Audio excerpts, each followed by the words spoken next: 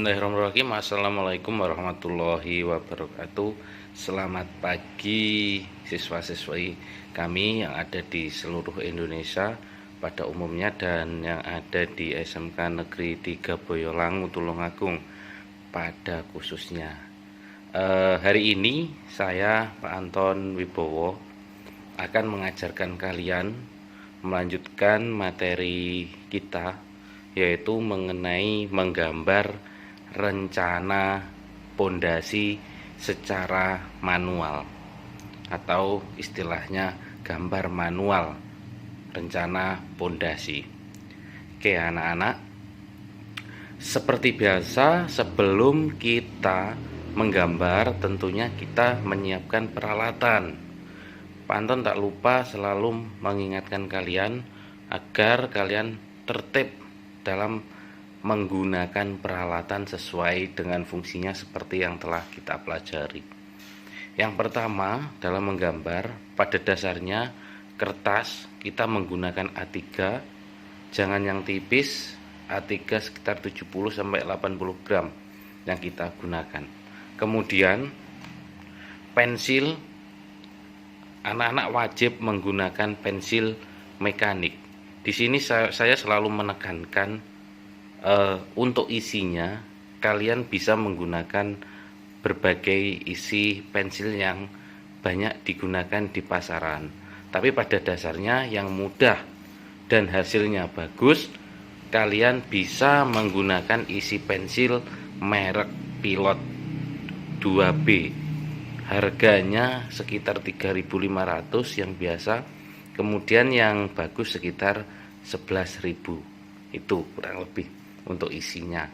Pak Anton tidak mewajibkan kalian menggunakan isi pensil bermerek Pilot. Nah, cuma pada dasarnya hasilnya itu bisa lebih bagus.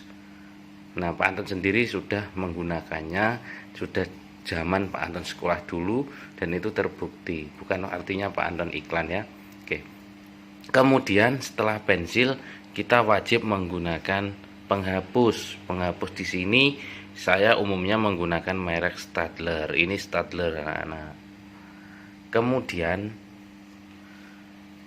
paling wajib yaitu menggunakan sepasang penggaris siku-siku. Nah, ini yang wajib kalian perhatikan dan yang wajib kalian terapkan. Saya masih banyak menjumpai siswa-siswa saya yang tidak menggunakan penggaris sesuai dengan keperuntukannya. Jadi kalau namanya menggambar teknik itu bukan berarti menggambar bebas, menggambar dengan hitungan, menggambar yang bisa dikerjakan. Jadi wajib menggunakan dua penggaris siku-siku atau sepasang penggaris siku-siku. Supaya gambar kalian selalu bersih, maka selalu sediakan tisu. Nah, tisu ini fungsinya untuk mengelap keringat di tangan kalian supaya kalau menggambar tidak kotor. Kemudian juga digunakan untuk mengelap penggaris yang hendak digunakan. Oke. Kemudian kita lanjut sebelum kita menggambar ke materi. Yang pertama yaitu menggunakan garis tepi. Menggambar garis tepi itu digambar dengan garis yang tebal. Saya ingatkan kembali, garis tebal untuk garis tepi. Kemudian biar kalian tidak lupa, yang setelah menggambar garis tepi, yang kalian kerjakan berikutnya yaitu membuat etiket atau kop gambar. Di sini ada judul gambar. Kalau menggambar denah ya menggambar denah. Kalau menggambar potongan ya potongan. Kalau menggambar rencana pondasi ya isinya rencana pondasi. Hanya misal atasnya ditambahkan tugas 1, tugas 2, atau anak-anak bisa menambahkan mungkin ulangan tengah semester gitu ya. Kemudian bawahnya judul gambarnya. Kemudian asal sekolah. Di sini anak-anak bebas sekolahnya dari mana. Kalau siswa saya yaitu dari SMKN Negeri 3 Boyolangu. Ini A3 ini artinya ukuran kertas. Kertas yang kita gunakan yaitu kertas A3. Kemudian di sini ada nama siswa, kemudian nama guru pengajar, kemudian kelas. Misal kelasnya apa? Desain permodelan 1, bisa disingkat desain DPIB 1 atau DPIB 2. Jangan lupa depannya dikasih kelasnya, tingkatnya, mungkin 10 DPIB 1, 11 DPIB 1, kemudian 12 DPIB 1, atau 10 KGSP 1 konstruksi gedung ya, kemudian 10 KGSP 2 dan seterusnya. Kemudian nilai di sini biasanya guru yang memberikan, bisa di paraf ataupun dikasih nilai. Kadang guru juga ada yang memberikan nilai sebelah sini, kemudian sini parafnya. Oke. Langkah yang pertama setelah itu, di gambar ini saya akan membagi dua bagian garis tipis saja, karena garis tipis ini nanti akan dihapus ya, bukan garis asal ya, ini garis tipis, pokok tipis saja nanti kita hapus jadi dua bagian. Di bagian sini ini nanti saya akan menggambarkan model pondasi yang hendak digunakan.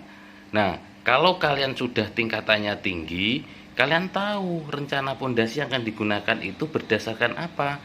Berdasarkan hitungan anak-anak, dari hitungan struktur bangunan. Jadi mulai dari atap ke bawah, akhirnya beban yang dipikul pondasi ketemu, kemudian bisa direncanakan ukuran pondasinya. Sedangkan di gambar manual ini Pak Anton balik, yang penting kalian tahu dulu harusnya menggambar pondasi ini di akhir, tapi karena ini kalian belajar supaya menguasai, itu saya balik, itu belum ranahnya kalian untuk merencanakan terlebih dahulu. Nah, dasarnya kita merencanakan di sini nanti gambarnya itu yaitu dari hitungan.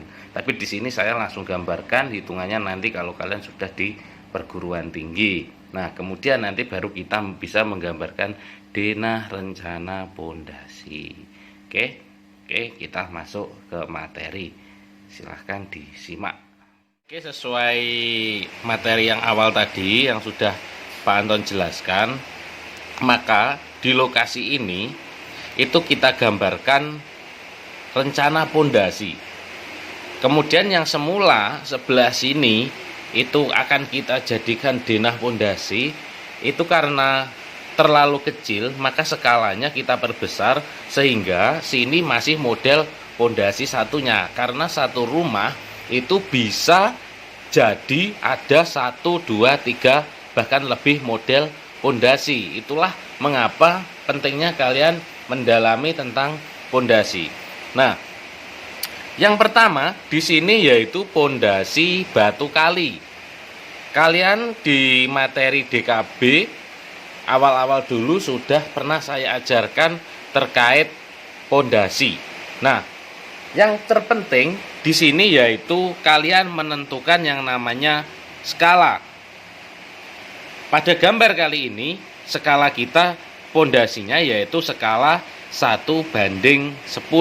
Artinya apa? Ketika kita menggambar 10 cm gambar sebenarnya, maka yang kita gambar yaitu 1 cm. Notasi di sini saya pernah mengajarkan, tapi saya akan mengulangi. Nah, kita berawal dari slope terlebih dahulu anak-anak. Slope di sini ada kenaikan 0,50 plus 0,80. Artinya apa? Tinggi slope di sini yaitu 30 cm. Ini sangat penting kalian membaca notasi. Karena ini juga sebagai dasar pada nantinya kalian akan menghitung rencana anggaran biaya. Kemudian slope ke bawah ini apa maksudnya? Ini adalah muka tanah. Maka di sini saya kasih penjelasan muka tanah. Slope ke bawah sampai muka tanah ada jarak 0,50 sampai 0,00 plus minus 0,00. Plus minus 0,00 itu biasanya pada umumnya berada di muka tanah. Untuk itu berarti tinggi pondasi pasangan batu kali yang ada di atas muka tanah yaitu 50 cm. Kemudian tinggi keseluruhan lantai, karena lantai biasanya berada di ujung slope, itu berarti berapa?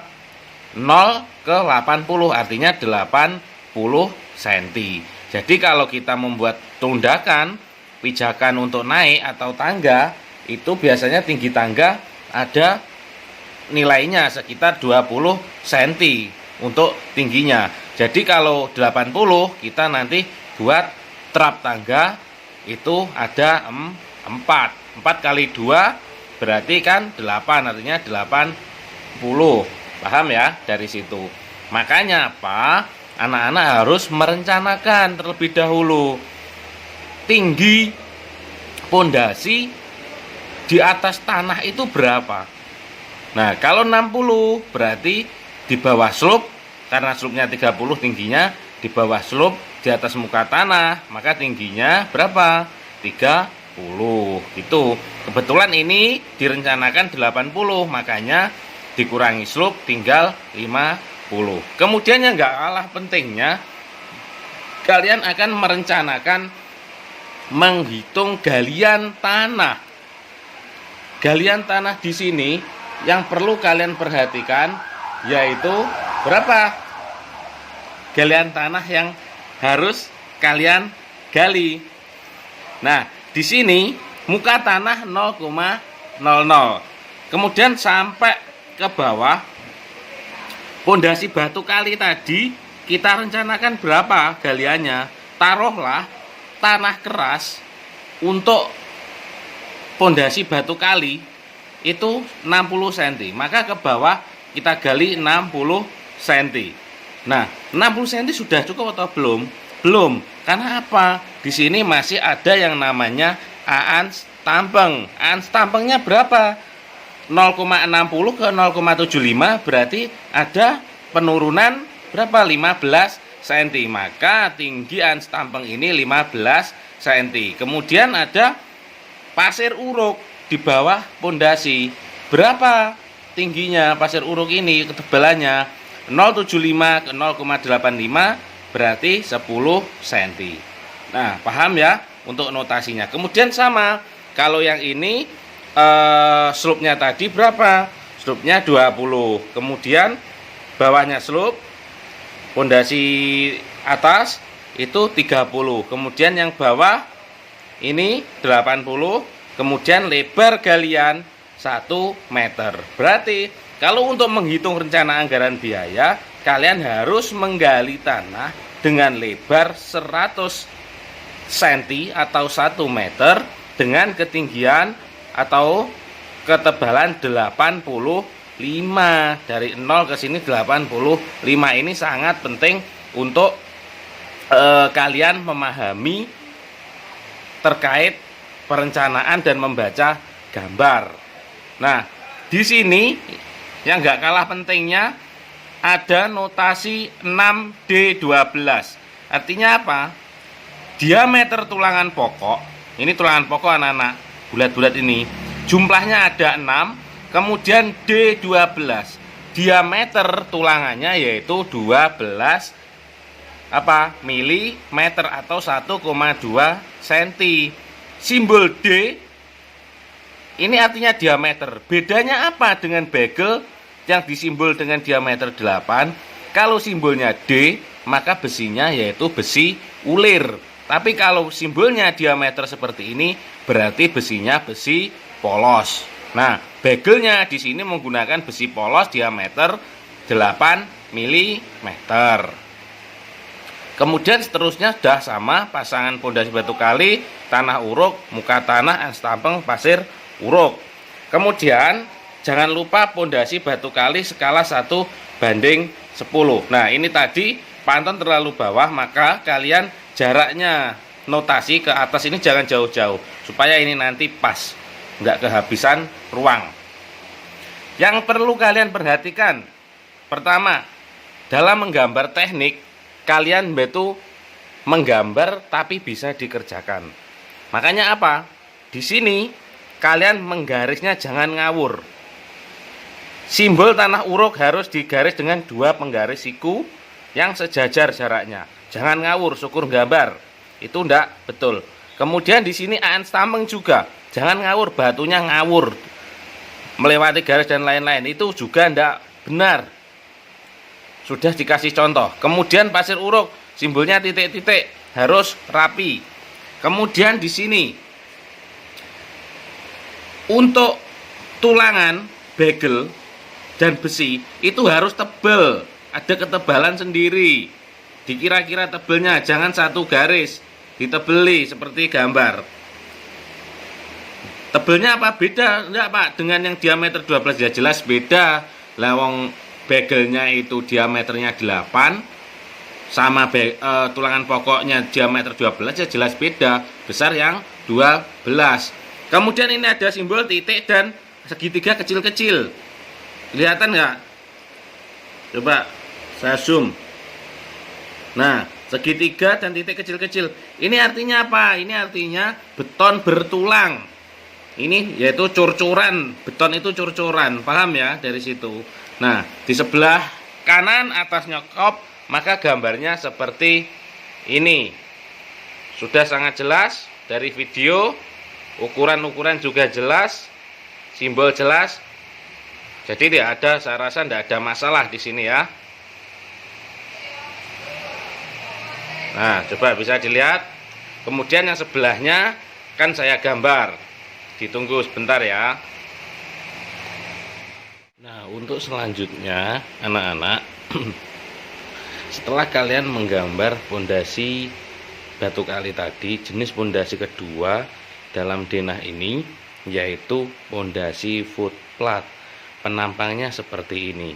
Jadi karena ini merupakan satu kesatuan, maka tingginya yang atas itu harus sama. Jadi tarik aja dari sini ke sini sama. Ini titik atasnya. Kemudian muka tanahnya, karena ini juga satu kesatuan, maka juga harus sama. Karena ini nanti tidak beda anak-anak ya. Tidak ada beda, karena apa? Pada dasarnya slope ini nanti juga akan menyatu dengan pondasi footplat. Jadi di sini tidak beda artinya. Oke. Yuk kita bahas dari yang bawah ya. Pondasi footplat skala kita 1:10. Saya rasa kalian kalau membaca notasi ini tadi sudah tidak ada masalah. Maka dari muka tanah 0,00 sama ini tadi juga 0,00 sampai ke bawah, artinya kan galian ini nanti. Galiannya kan lebarnya berapa? 1 meter atau 100 cm. Maka galiannya berarti 0 ke 130, berarti 1,3 meter. Kalau ini tadi karena pondasi batu kali, maka dia tidak harus dalam-dalam. Jadi 85 cm dari permukaan, maka dia sudah bisa. Kenapa? Kalau terlalu dalam maka akan pemborosan batu. Nah, kalau di sini gunanya pondasi footplat yaitu untuk meminimalkan biaya. Jadi dalamnya 1,30 meter, maka galiannya 1,3 meter atau 130 cm. Seperti ini, sama muka tanahnya sama karena ini nanti pada dasarnya satu kesatuan. Nah, kemudian di atas pondasinya sama plus 0,0080. Ini tadi berapa? Plus 0,0080. Kenapa? Yang tak bilang tadi. Ini nanti slope ini kalau dirangkai maka dia akan nyatu dengan kolomnya footplat. Karena ini nanti satu kesatuan. Nanti kamu akan tahu kalau sudah sampai ke gambar potongan. Nah, di sini kita bahas tulangan footplatnya, jumlahnya ada 9, diameternya 12, yang bawah sama 9, diameternya 12, sama ya. Kemudian di sini kenapa ini dipasang rapat diameter 8, jaraknya 70 cm? Karena di sini merupakan wilayah yang rawan geser. Kalau ada gempa yang mudah patah itu kira-kira kan sini. Makanya di sini dipasang lebih rapat, jaraknya 70 cm atau sekitar 70 mili atau sekitar 7 cm jaraknya antar bagel. Kemudian semakin ke tengah atau semakin ke ini ini tumpuan sedangkan ini lapangan, semakin ke lapangan itu jaraknya semakin jauh, 120 mili atau 12 cm. Jaraknya ini ke sini itu 12 cm. Di sini juga masih jauh, jaraknya 120 cm. Mendekati sambungan atau tumpuan yang tak bilang tadi, di sini nanti akan nyatu dengan slope, maka di sini juga harus rapat. Makanya di sini jaraknya 70 mili atau 7 cm lagi. Nah, kolomnya ukurannya 30 kali 30. Artinya 30 cm kali 30 cm. Nah, kemudian tulangan pokoknya ini. Tulangan pokoknya ada berapa? Jumlahnya ada 6. Diameternya berapa? Diameternya 12 menggunakan tulangan apa? Besi ulir atau tulangan ulir. Kemudian selimut betonnya berapa? 3 cm. Oke, ke bawah saya rasa tidak ada masalah. Dari sini sampean sudah tahu, pernah di awal sudah tak bahas. Berarti tingginya sini sampai sini berapa? 95. Kemudian tingginya, tebalnya ini platnya, foot platnya berapa? Sini sampai sini, berarti tinggal aja 95 ke 120 itu berapa? 25 cm. Berarti kalau digambar skala 1:10 maka 2,5 cm. Kemudian pasir uruknya berapa? Pasir uruknya 120 ke 130 berarti 10 cm. Paham ya? Jadi ini pasir uruk, kemudian ini apa? Ini footpad atau kakinya, yaitu ukuran 1 kali 1 atau 100 kali 100. Nah, dah ya. Dari sini insyaallah paham gambarnya, saya detailkan, saya kelihatan semuanya biar kalian mudah. Dah ya. Ini kalau kalian pause kan sudah kelihatan jelas. Oke. Saya rasa di sini tidak ada masalah, silahkan dikerjakan. Ini part 1. Kemudian nanti untuk denah pondasinya itu di part 2. Nah, kenapa kok denah pondasi part 2? Kamu harus tahu menggambar denah pondasi itu dasarnya dari mana? Dasarnya dari gambar detail. Gambar detail yang kita gambar ini dasarnya dari mana? Dari hitungan. Makanya hitungannya itu kalau sudah tingkat tinggi kalian bisa menghitung, kemudian merencanakan pondasi seperti ini. Kalau sudah direncanakan pondasinya, barulah kita gambar denah tata letak pondasi. Jadi jangan sampai kebalik, roadmapnya harus jelas. Oke, di sini kalau ada pertanyaan silahkan ketika pertemuan kita sharing bersama. Oke ya, untuk part 2-nya menyusul. Nanti diselesaikan dulu yang ini. Oke, saya akhiri untuk part 1-nya. Terima kasih. Selamat mengerjakan.